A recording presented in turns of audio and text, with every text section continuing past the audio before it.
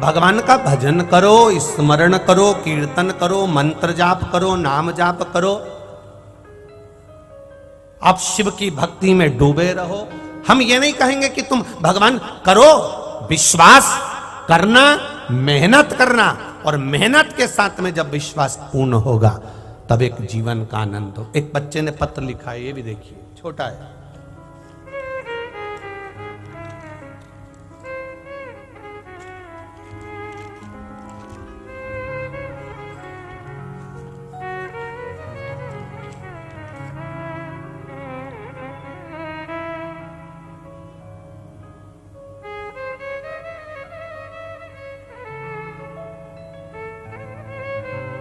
गुरुदेव, छोटा सा पत्र है। हम बार बार काम करते थे और परास्त हो जाते थे। अब हमने सूरत से हैं, बाबा की कृपा से यहीं पावागढ़ में बाबा देवाधिदेव महादेव के नाम से ही हम एक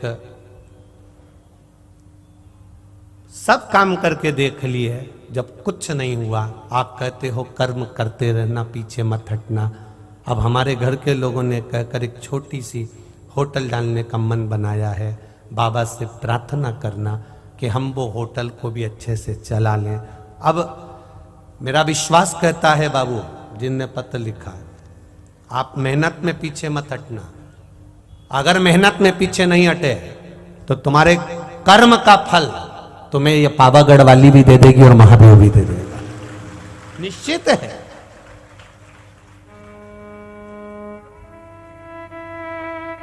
कर्म करना पड़ेगा। हम बैठे हैं, केवल सामने भोजन की थाली भगवान दे देगा, लगा देगा, पर हाथ से भगवान खिला भी देगा, पर मुंह तो चलाना पड़ेगा।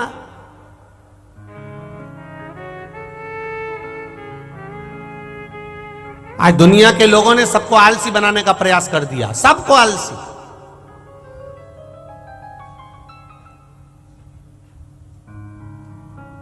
कोई कर्म नहीं करना चाहता, बस कहीं का ऐसा महाराज मिल जाए, घुमाए और नीचे से हंडा निकल आए और हमारे पास में गोल्ड गोल्ड, सोना ही सोना हो जाए। सियोर वाला महाराज को हंडा निकालना नहीं आता। तुम्हारे पास में कोई महाराज हो जो हंडा निकाल के दे दे तो हमें भी बता देना, हम कथा नहीं करेंगे, हंडे से काम चला लेंगे। हम भी हंडे से।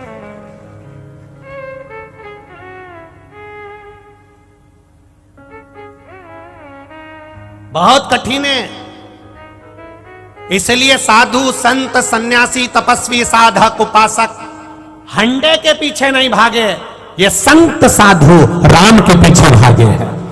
क्योंकि राम से बड़ी दुनिया में कोई दौलत नहीं है। मेरे राम, मेरे शिव, मेरे कृष्ण से बड़ी दुनिया में कोई दौलत नहीं है। जिसने नारायण को पकड़ लिया, लक्ष्मी उसके चरणों की दासी बन जाती है, उसके पास दौड़ कर आ जाती है। ये शिव तत्व है। महाराज जी सीताराम सरकार के मंदिर में कंजरी में इतने आए हुए हजारों भक्तों के लिए, लाखों भक्तों के लिए रोज भोजन बना। हम जितनी बार महाराज जी से पूछे, परम पूज्य महंत श्री राम शरण दास जी महाराज जी से जितनी बार पूछा, हमने भंडारे की चर्चा 2-3 बार करी। और पहले दिन भी आपने देखा होगा, हम पहले आए तो सबसे पहले महाराज जी से एक ही बात की, हमें भंडारा का दर्शन करा दो। महाराज जी हमने निवेदन करा, महाराज जी ने हमको आराम से भंडारे का दर्शन, एक बात उन्होंने बारंबार कही, सब राम जी चला रहा है। ये जितना भंडारा चला रहा है राम जी चला रहा है। कितने आ रहे, कितने जा रहे, कौन खा रहा, कौन जा रहा, ये सब राम जी चला रहा है, उसके सिवा कोई नहीं। इसको कहते हैं राम पर अटूट भरोसा, विश्वास, दृढ़ता।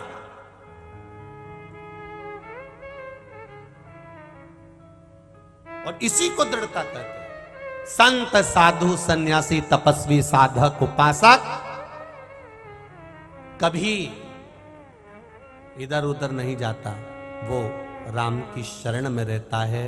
रोटी देगा वो, मेरे भजन के बल पर मुझे मिलेगा वो।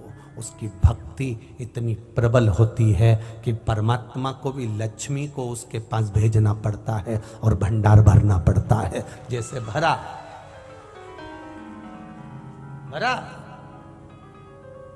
और और मेरा विश्वास कहता है कि हजारों लोग रोज भोजन कर रहे हैं, उसके बाद भी मेरा सीताराम सरकार का जो भंडारा होगा, अंदर से भंडार ग्रहण होगा, जहां सूखा सामान रखा होगा, ये मेरा विश्वास कहता है सीताराम जी ने उसको खाली नहीं होने दिया होगा, भरा की भरा रखा होगा। ये मेरा राम। अब वहां कौन आ रहा है भरने के लिए? तो वहां कोई ऐसा मंत्र मारने वाला या छुमंतर करने वाला कोई नहीं आएगा। वहां केवल राम आया है, राम संभाला, राम ने कराया। और मेरा ओ घड़ी, मेरा शिव, मेरा राम, मेरा कृष्ण, मेरा शंभु। भगवान कहते हैं मेरे पास में कुछ भी नहीं है।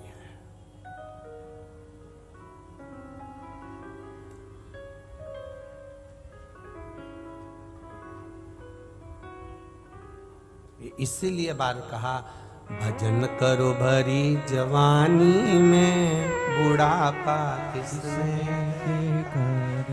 जब हम पहुंचेंगे उस अवस्था तक, तब देखा जाएगा। पर कर्म के साथ अपना कर्म करते जाओ और भोलेनाथ जी पर विश्वास दृढ़ करते जाओ। मैंने 1 लोटा जल चढ़ाया है, मैंने बेलपत्र चढ़ाई है, मेरा विश्वास कहता है कि मुझे वो पास करेगा। मैंने एग्जाम दिया है, दिल से दिया है, अच्छा दिया है, मेरा विश्वास कहता है मेरा कंपटीशन एग्जाम में होऊंगा। मैंने भरोसा करा है, मैंने विश्वास किया है, मैंने पढ़ाई करी है, मेहनत करना है और विश्वास भी करना है, कर्म भी करना है, विश्वास करना है। मैंने पूरी पढ़ाई करी है और सारी इंटरव्यू की तैयारी करी है, मेरे को निकालेगा वही। अब मैं इंटरव्यू कहीं किसी मैनेजर के सामने देने नहीं जा रहा हूं, अब मेरा महादेव के सामने देने जा रहा हूं, वो मुझे निकालेगा जब। ये निश्चितता है।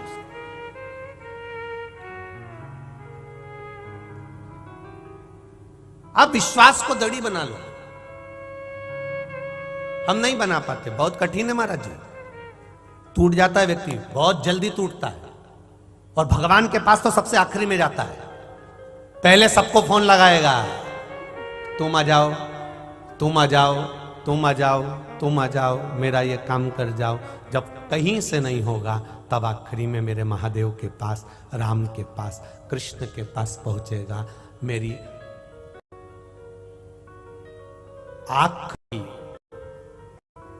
आखिरी उम्मीद तुम हो।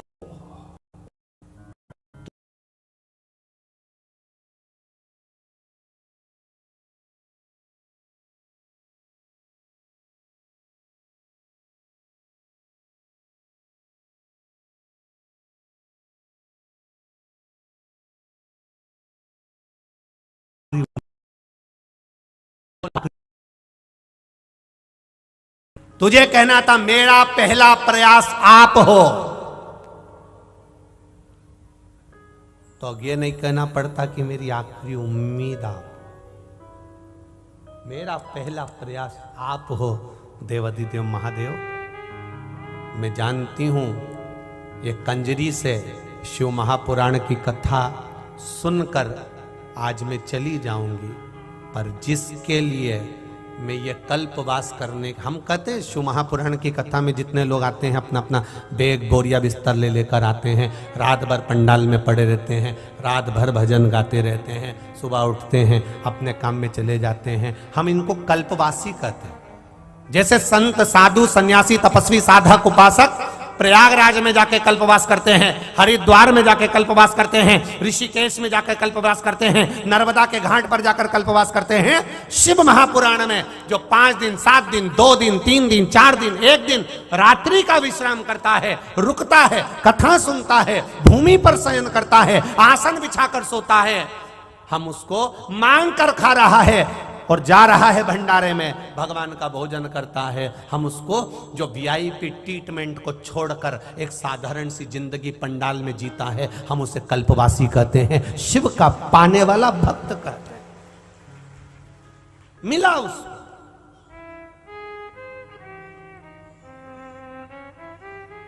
मेरी आखिरी उम्मीद मेरा महादेव नहीं होना चाहिए, मेरी आखिरी उम्मीद मेरा राम नहीं होना चाहिए, मेरी आखिरी उम्मीद मेरा कृष्ण नहीं होना चाहिए।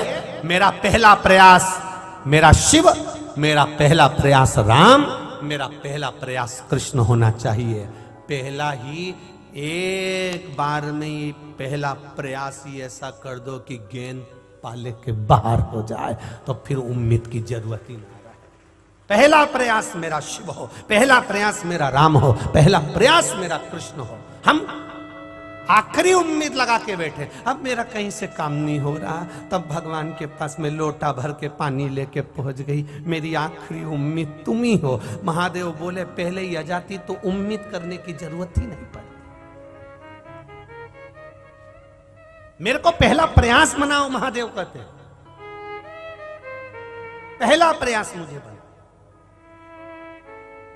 मुख में हो राम नाम, राम सेवा तू अकेला नहीं प्यारे राम तेरे साथ में। जिंदगी की बागडोर हाथ सी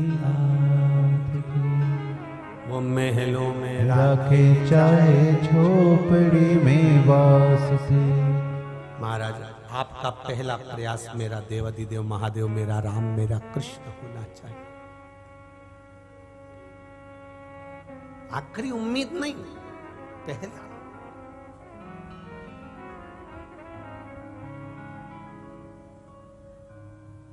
पावागढ़ वाली माता की जो पहली सीढ़ी पर पांव रख लेता है वो फिर आखिरी नहीं देखता, फिर वो चढ़ता चले जाता है। पूछता जा रहा है, थक गया हूं, कितनी बची है? आने वाला भी कहता है घबराओ मती, थोड़ी ही बची है, चलते जाओ। और चढ़ता है, हापड़ी भरा रही, अब कितनी रह गई है? बस वो दिख रही है यहीं से। फिर देखा नजदीक है मेरी मां, फिर 2-4 चढ़ गया, हापड़ी भराई, फिर बैठ गया। अब कितनी रह गई है? सामने ही है, दिख तो रही है, दिख तो रही है, पर वो हमको देख नहीं रही है। तो वो ऊपर से वो बड़े बड़े नयन वाली अपने नयनों से केवल नीचे बैठे हुए को देखकर कहती है तू पहली सीढ़ी पर पांव तो रख दे, खींच कर बुलाना मेरी जवाबदारी है। यही बुलाऊंगा, वहीं तक। अब ऊपर पहुंचा, दर्शन करे, बहुत थक गया, पांव दुख रहे हैं, थोड़ी देर बैठ गया, पर जैसे ही फिर सीढ़ी से नीचे उतरते हुए आया, ऐसा लग रहा था ऊपर इतना दर्द था, जब नीचे आया तो इतना दर्द नहीं लग रहा। तो ऊपर से माता रानी ने कहा बेटा भी मेरे पास से गया है ना, माँ की गोद में जब तक औलाद रहती है ना तब तक दर्द मालूम नहीं पड़ता, कल मालूम पड़ेगा, आज थोड़ी ना मालूम पड़ेगा, अब कल मालूम पड़ेगा। 2 दिन तक बाम लगा के मसे, 2 दिन पूरा। अब अभी थोड़ी ना मालूम पड़ना था।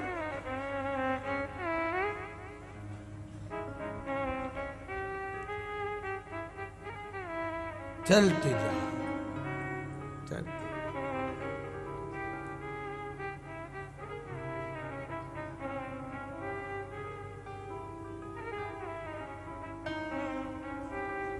बस चढ़ते गए, चढ़ते गए, चढ़ते गए।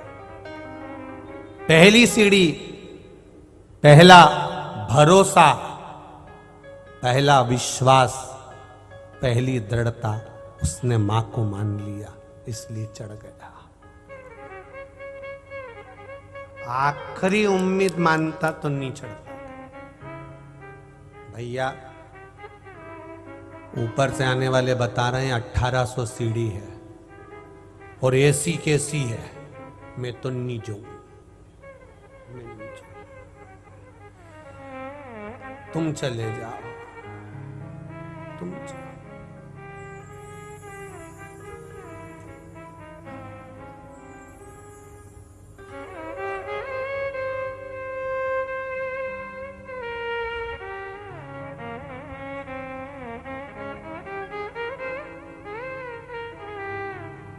मेरी आखिरी उम्मीद नहीं बनाना, मेरा पहला प्रयास मेरा महादेव, मेरा राम, मेरा कृष्ण हो।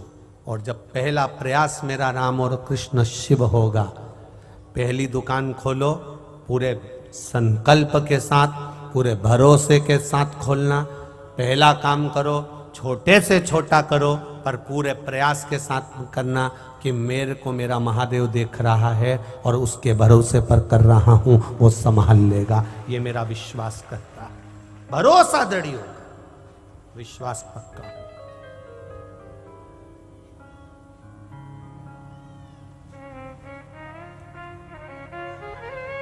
और जब भरोसा दृढ़ हो, विश्वास पक्का हो, भरोसा जब दृढ़ हो जाए, विश्वास जब पक्का हो जाए, और भरोसा दृढ़ होने पर, विश्वास पक्का होने पर, फिर वो परमात्मा का एक आनंद सुख प्राप्त हो जाएगा। मैंने तेरे भगवान शंकर का गुणगान करा, आपका विश्वास दृढ़ बनाकर चलो।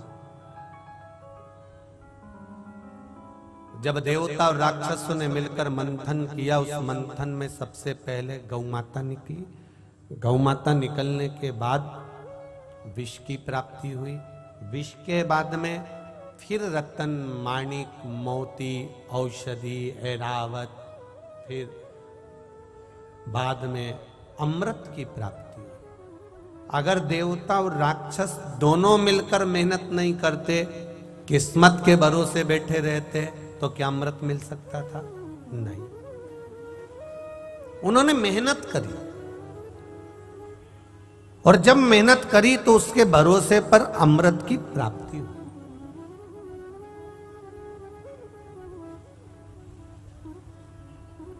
करो, देखो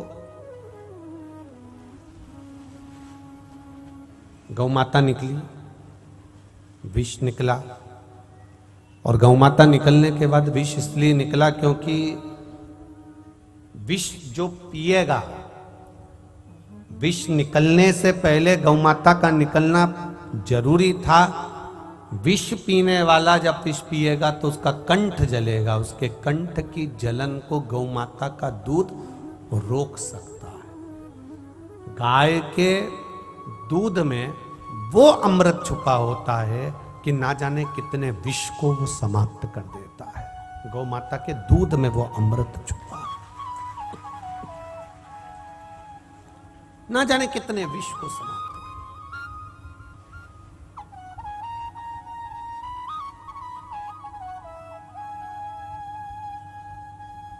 एक बहुत अच्छी बात है, ध्यान में रखना इसको।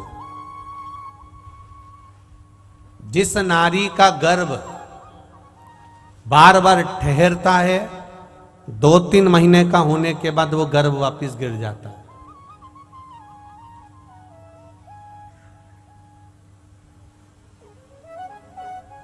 फिर गर्भ ठहरा, फिर गर्भ गिर गया।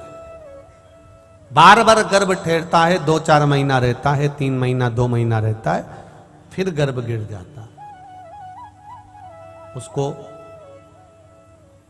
देसी गाय, जर्सी गाय नहीं है, देसी गाय का दूध शिवजी का अभिषेक करना चाहिए, और उसी दूध का पान उस नारी को कर लेना चाहिए।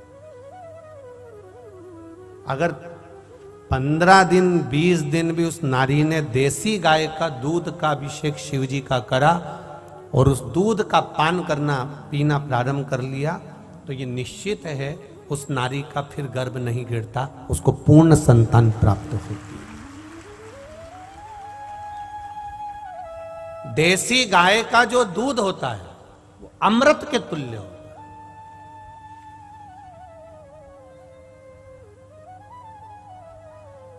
अब आज का जमाना तो बड़ा विचित्र है साहब।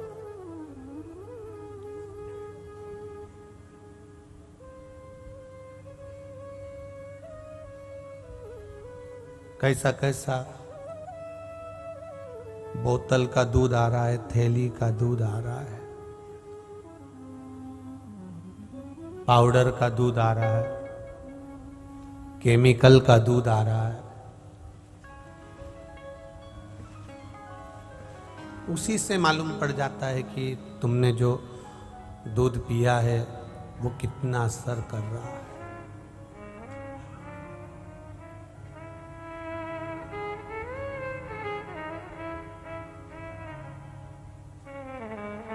उससे मालूम पड़ जाता है, दिखता है कि दूध का असर कैसा है, उससे नजर आता है।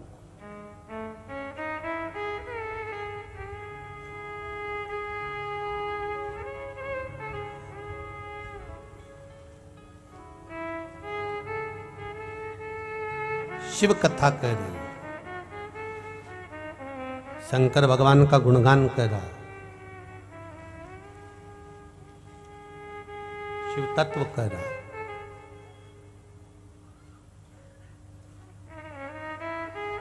देसी गाय का दूध आप लोग प्रयास करा करो। भगवान शंकर ने कभी ये नहीं कहा आप लोगों से कि आप गिलास भरकर या लोटा भरकर या बहुत सारा दूध समर्पित करो तो मैं प्रसन्न होऊंगा। भगवान तो कहते हैं आधी में पुनियाद, थोड़ा सा भी मिल जाएगा तो भी देसी गाय का अगर दूध 1 चम्मच क्या, आधा चम्मच क्या, 2 बूंद भी अगर किसी जल के पात्र में मिल गया तो पूरे जल को अमृत कर देता है। वो कोई साधारण नहीं है, बहुत कृपा।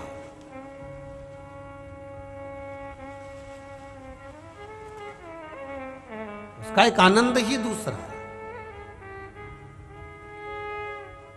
और प्रयास करिए, हम तो कह सकते हैं आप लोगों से, बस प्रयास आपको करना है।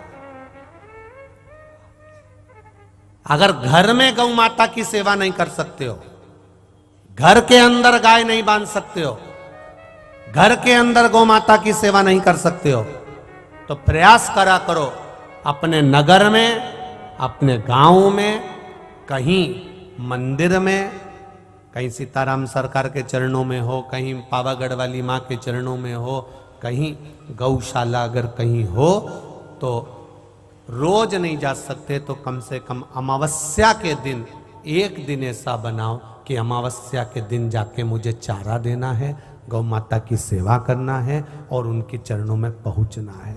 एक दिन भी अगर आप अमावस्या के दिन अगर गौशाला में जाना प्रारंभ कर दोगे तो ये निश्चित है तुम्हारे घर में जब गौ माता की सेवा कर कर घर पहुंचोगे तो घर में कैसा भी दुख होगा वो गौ माता की रोमावली, उनके मूत्र आदि से, उनके गोबर से जो सेवा कर कर जा रहे हो, जो शरीर में लगा हुआ है, उसकी गंध से घर में कितनी भी अगर नेगेटिव ऊर्जा भी है तो वो पॉजिटिव में बदलना प्रारंभ हो जाए। गौ माता की सेवा का सुख प्राप्त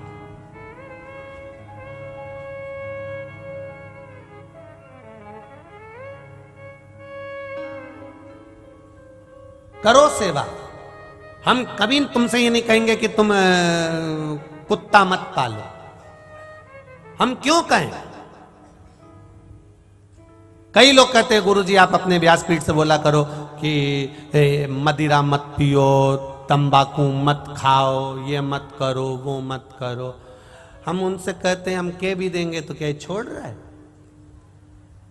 फालतू में बोल के अपना मुंह खराब करना कि तुम ये मत करो, वो मत करो। तुम तो करो, तुम्हारी मर्जी पड़े जो करो। और इतना सा निवेदन है, इतनी सी एक प्रार्थना है, जो भी चीज तुम खा रहे हो, पी रहे हो, उससे अगर तुम्हारे शरीर को तकलीफ होने लगे और तुम्हारा परिवार दुखी होने लगे, परिवार में रोना पड़ रहा हो, बच्चों की जिंदगी नाश हो रही हो, तो ऐसा व्यसन मत करना जिससे तुम्हारा घर का नाश हो। ऐसा व्यसन ना। कोई कितना भी कह दे तुम्हें गंगा जी में ले जाकर भी खड़ा कर दे और संकल्प दिला दे कि तू आज से नहीं पिएगा, वो 1-2 हफ्ता नहीं पिएगा। क्यों? संकल्प से या कसम देने से कभी व्यसन नहीं छूटता।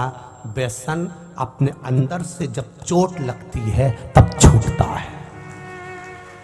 व्यसन किसी के कहने पर नहीं छूटता। ये कितनी पत्नियां हैं जब शादी होके आई थी उसको पहली बार मालूम पड़ गया था कि ये मदिरा पीते हैं, ये काम करते हैं, ये गलत काम करते हैं, उसने कितना आंदोलन किया, मैं रोटी नहीं खाऊं, मैं तो अपने मायके जाऊं, मैं तुम्हारे साथ रहूंगी नहीं, मैं तो जा रही, सब छोड़ के चली भी गई। बापड़ा गया ही नहीं लेने, जा वो बैठा नहीं गया।